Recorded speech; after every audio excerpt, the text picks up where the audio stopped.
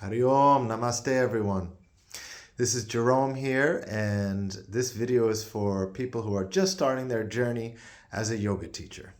So as you know, it's a very difficult job to get started off with because for one, it doesn't make any money.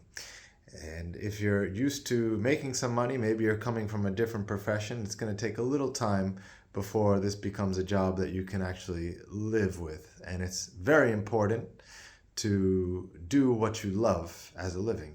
So if you're already doing that as a yoga teacher, you're on the right path, and it's just going to take a little time before you can actually support yourself with it. So here's some 3 common roadblocks that I'm sure many of you are facing, and some ways to overcome these obstacles on your path.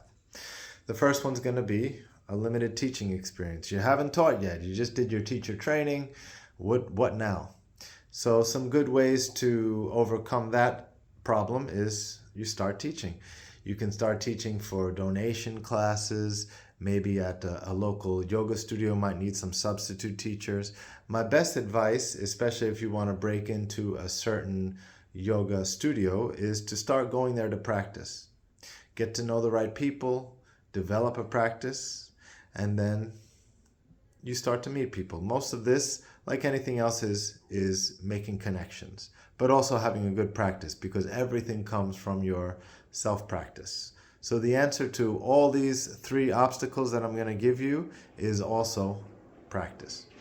So after starting a little bit, getting a little bit of traction going, teaching some friends, family members perhaps, or teaching in the park is always a good idea. Maybe getting some substitute teachings at studios. And if those go well, opportunities arise. Opportunities arise. So just keep going on that path. Keep offering your services, and things are going to arise. It's not going to make money in the beginning, but you're doing it for love, so it doesn't really matter in the beginning. Hopefully you have some savings from your other job. Another obstacle people are going to have is self-practice. Maybe you have a sequence, or you know what to do, or maybe not. So this is something that's very important to stay consistent with, especially after you start to get some of those gigs.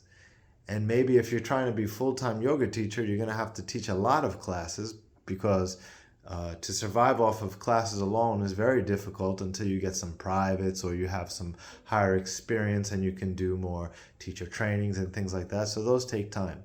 So in the beginning, you're going to probably be teaching, could be up to 20 classes a week, which is a lot, especially if you have commutes included.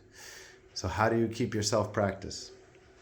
You might have to go to bed earlier and get up earlier. But for me, the most important thing is to be consistent in your practice. So develop a practice, a self-practice. If you don't have one, you can go to a teacher who can help you develop one. So something that can be consistent at least 5 days a week. You're at home doing your pranayama, your breathing exercises, your asana. And when you do those consistently, it might be a framework in the beginning. It might be a structured thing in the beginning. But if you allow the creativity to flow and you turn off your mind and you just start moving on your mat, it doesn't have to be long. It could be 20 minutes, half hour, an hour is nice if you can. Sometimes you just have to get up a little earlier to make these happen. But for me, it's really important. Just going to other people's classes, if you're a yoga teacher, isn't enough. You can go there for some guidance, for some inspiration, but you have to take it back to your own mat. And from there, everything starts to unravel.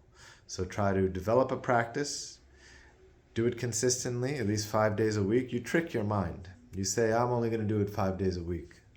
But I can almost guarantee you, when you say that, you give your mind the cushion. 6 and 7, those days, you're going to probably practice as well. Maybe you'll have 1 day off, if the body needs a rest. But you're going to, when you do that to yourself, when you put yourself in that mood, it makes you feel good, and it gives you ideas, and it gives you sustenance to your new lifestyle. So you're going to want to continue to do it. It's not a job. Sometimes you don't always want to get on the mat, but just do it anyway. Start moving and let the practice take over. The third obstacle many people have, especially in the beginning, is the imposter syndrome. I think everybody has a little bit of that. And just remember, this one is just a constant reminder. The more practice you do, the more you're going to feel good about sharing your practice, because all you're doing is sharing your practice. And remember, you don't have to be a master at the practice. You just have to be a little bit better than the people you teach. And just the universe works like that. When you start teaching and putting yourself out there, you're going to attract the students you deserve at that moment. So they're going to be the perfect students for you. So no need to feel like you need to be a yoga master to start teaching yoga. You can just be a yoga practitioner who did a training and you want to share your practice.